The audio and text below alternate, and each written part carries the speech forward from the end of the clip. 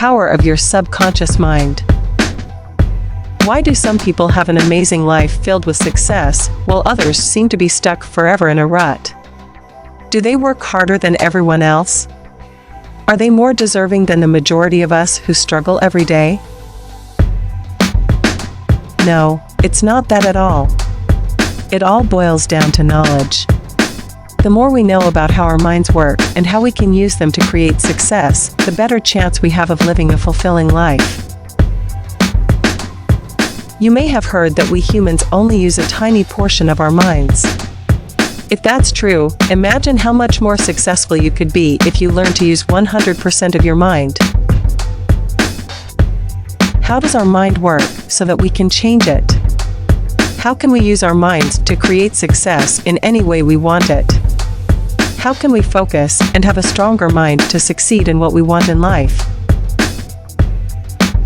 When we say mind, what we mean is the part of our brain responsible for our thoughts and feelings. It's called the subconscious mind. Our subconscious mind stores all the experiences we've ever had, from birth to death. All successful and unsuccessful thoughts or decisions and emotions such as anxiety or fear are recorded in this place. The subconscious mind is the real ruler in our lives. It is the true you. It can either be your best friend or your worst enemy. Take note that you can only change what you give attention to. Whenever you give attention to something, you'll begin a self-perpetuating process of attracting more of it into your life. If you like the things already there in your life, keep on telling yourself that you're well off and successful, and believe it. That is the most important thing. But if you want things to change, then begin to look at what you're attracting into your life and then decide whether or not that's what you want. At the same time, begin to change your thoughts about money, love, or whatever it is that you want. You can do this by taking control of your subconscious mind through specific self-hypnosis techniques or positive affirmations. Many people talk about their secret or magic about making money or finding love. Still, at a subconscious level, all of them are just repeating specific positive affirmations repeatedly. You can create your affirmations to help you change your negative feelings or beliefs and replace them with positive ones. We can use affirmations repeatedly, and they have a way of marking themselves into your subconscious mind so that they are always around to remind you of your new goals. But before you start using affirmations, you should get a good understanding of how your mind works to be an effective communicator. What is the subconscious mind? To understand how the subconscious mind works, you must first visualize your mind in a way that helps you see inside it. Think of your mind as a computer program. Your subconscious mind is the hard drive where all of your thoughts and feelings are stored. Your mind would be like a computer with no operating system and very little memory without the subconscious mind. It's not much good for anything. But just because your hard drive has everything it needs, that doesn't mean you can't make changes to the operating system and install new software. Some people have done precisely that and learned how to reprogram their minds. The subconscious mind is like a computer program, and it does not make mistakes. It can only do what you have programmed it to do. If you self-program as many bad thoughts as good ones into your subconscious mind, then bad things will happen. On the other hand, if you fill it up with good thoughts and feelings, good things will happen. So how do you get good thoughts and feelings in your conscious mind? It would be best if you programmed them. It's like a radio station. Programming it only to play the music you want to hear is how to turn it into your radio station. If you have ever been unhappy or frustrated, that's because parts of your subconscious mind heard information you didn't like about what was going on with your life and then tried to change it. You can counteract the problems your subconscious mind has invented by telling it what you want to happen and asking your mind to do it. You don't tell your subconscious mind what to do, that's just what it does.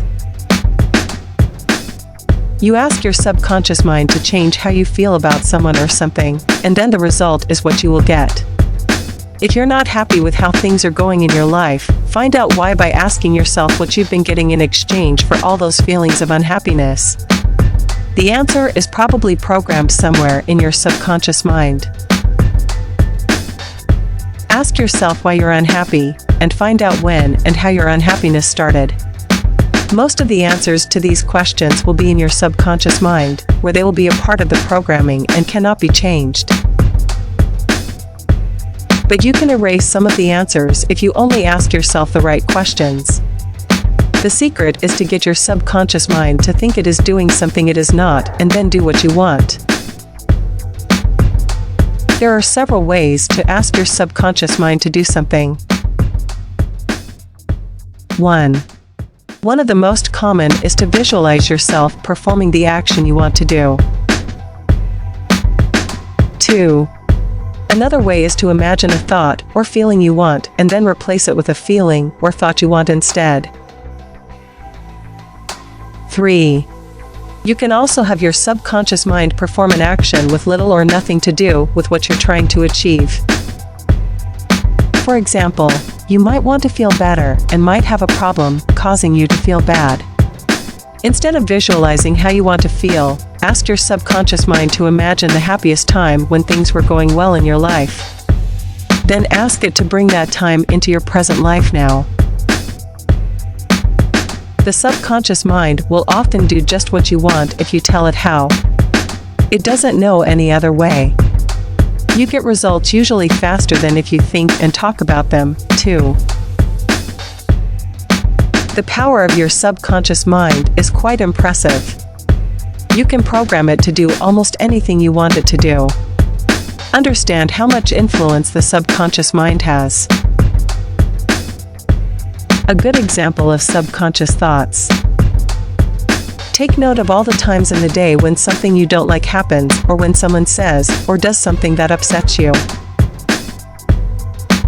Now, in your mind's eye, imagine that you are sitting and thinking about how you don't like something or about how someone has upset you. You realize what it is that bothers you and what it is that concerns you. Then visualize yourself taking control of the situation and ignoring it or getting even in the way you want to feel. When things go wrong for you or someone says or does something to upset you, take note of your thoughts at the time. You will find that you are blaming someone most times, and sometimes you may see what caused the problem. But try to be objective and see what was going on at the time. There are many other ways that you can talk to your subconscious mind.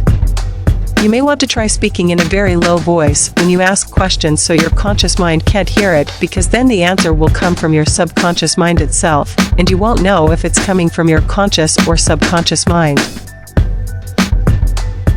You can also ask, reveal, and contemplate to your subconscious mind. This means you will be thinking at the same time that you are asking your subconscious mind to reveal what is bothering you or what it wants you to know. You may not have realized yet that this is how we communicate with our subconscious minds. We don't think so much as we speak, we vocalize our thoughts and let them out into the world. It's not a conscious thought, although it looks like one at first. Most people are so busy that they don't even realize that they can speak to their subconscious minds. If they did, many of them would be doing it already. When you're clear about what you want and make a decision, ask your subconscious mind if that's what you need to do.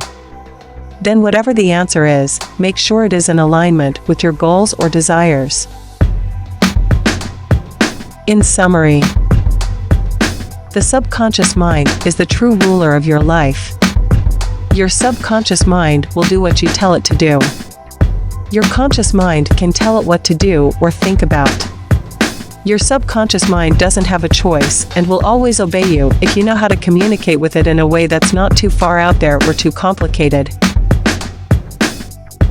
In life, you'll find yourself in a better position to deal with your problems and take control of your life if you can access the power of your subconscious mind. You will be able to look at any situation and take control of it. What this means is that instead of being victimized by anyone, you can now take responsibility for everything that happens in your life, where it's headed, and what it takes to get there.